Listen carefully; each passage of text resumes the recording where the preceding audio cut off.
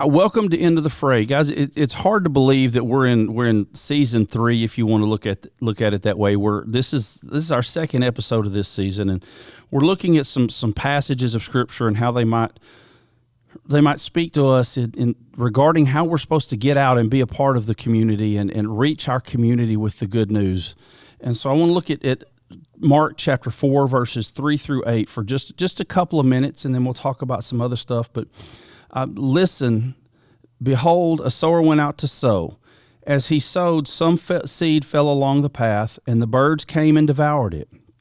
Other seed fell on rocky ground where it did not have much soil, and immediately it sprang up, since it had no depth of soil. And when the sun rose, it was scorched, and since it had no root, it withered away. Other seed fell among the thorns, and the thorns grew up and choked it, and yet it yielded no grain. And other seeds fell into good soil and produced grain, growing up and increasing, and yielding 30-fold and 60-fold and 100-fold. We often talk about this passage.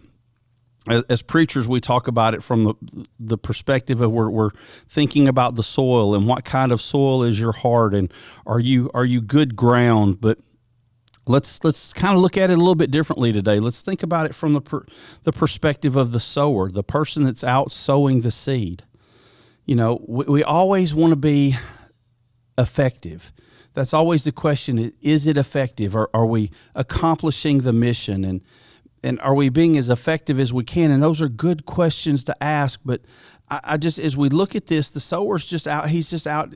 In this time, they didn't have the fancy seed spreaders that we may use to spread seed in our yard, or the big machines that they have now when we plant fields of crops. It was by hand, and they were just casting seed to cover all of the ground.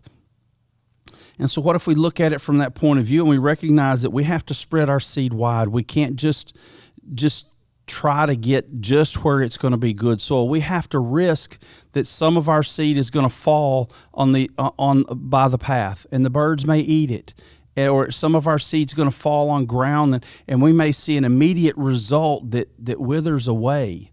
But that's okay. See, Jesus, in telling this, he never gave the instruction to be careful where you sow your seed. I thought that was interesting. We must accept the fact that we're not going to be 100% effective. I'm thinking about when Jesus sent the disciples out 2 by 2, and he told them, if you come into a town and they won't receive you, shake the dust off your feet and move on. Jesus was preparing them for the fact that they may not be successful on every attempt. I think about Jeremiah that was told, look, God said to Jeremiah, I want you to go to these people, I want you to give them this message, and oh, by the way, they're not going to listen to you.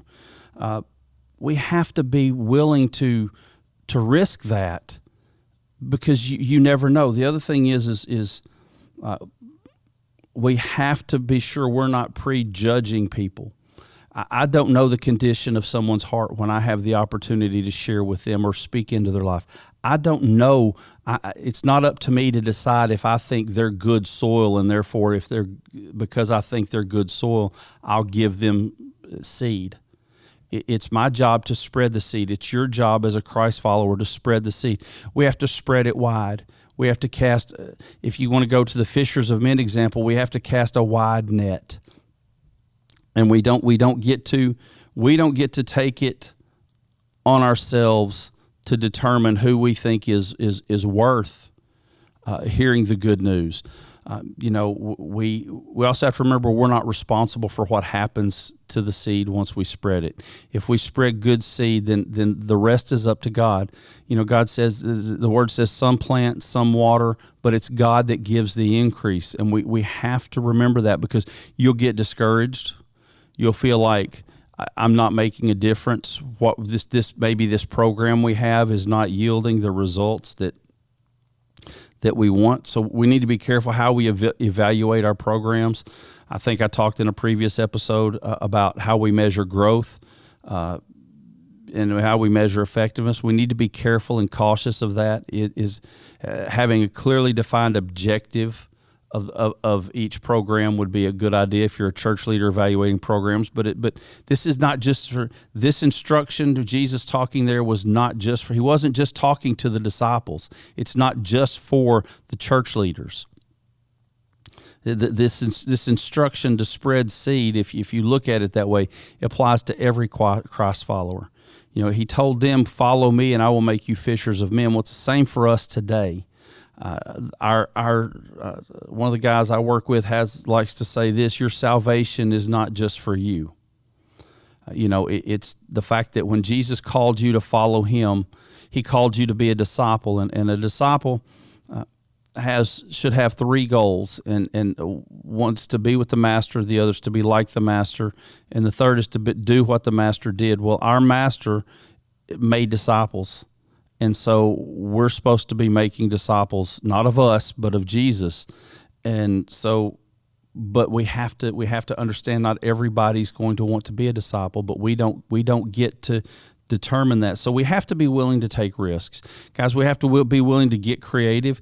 I heard it said, if you want to reach people that have never been reached, you're going to have to be willing to do things that have never been done. We kind of have a philosophy here at our church that we'll do anything short of sin to reach the lost. So we have to be willing to try. We have to be willing to spread that seed. Think of it that way. That, okay, well, I don't know. Okay, is the homeless ministry really effective? Are we seeing people saved? Well, are you spreading seed? Because you never know when that seed will come to growth.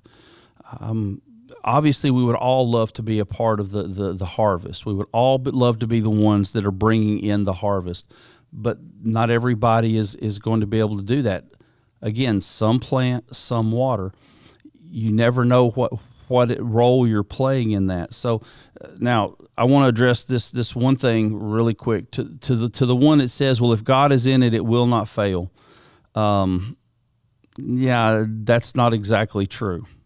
Matter of fact, it's not true at all. Again, I already talked about Jesus sending the disciples out, preparing them for the fact that they could not be received. Jeremiah, we talked about that. We have to get over this idea that God will never allow us to fail. First of all, we have to learn how God defines failure versus how we define failure.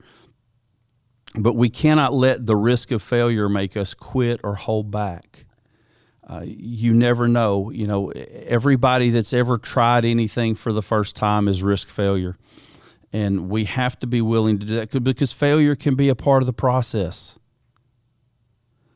Failure can be one of those things that this particular failure led you to make some changes and adjust, and that next thing could be the enormous success you were looking for.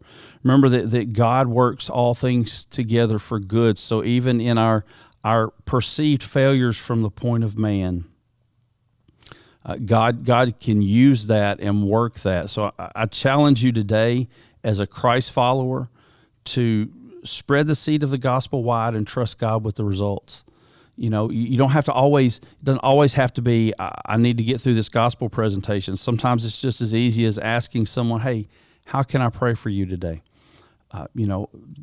Offering hope, offering just a chance for them to express what they're going through and how they're feeling. There's so many things we could do, but those things will lead to the message of the gospel, pointing them back to Jesus. So spread the seed wide, trust God for the results.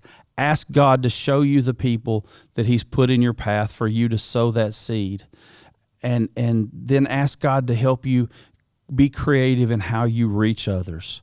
Guys, our God is so big and can do so much. I think our problem is we limit ourselves, and therefore we limit God. So let's let God do what only God can do. I appreciate you being here. Hope you can come back and check us out next week. As always, please like, share, subscribe. Anything you can do to help get this word out, we'd appreciate it.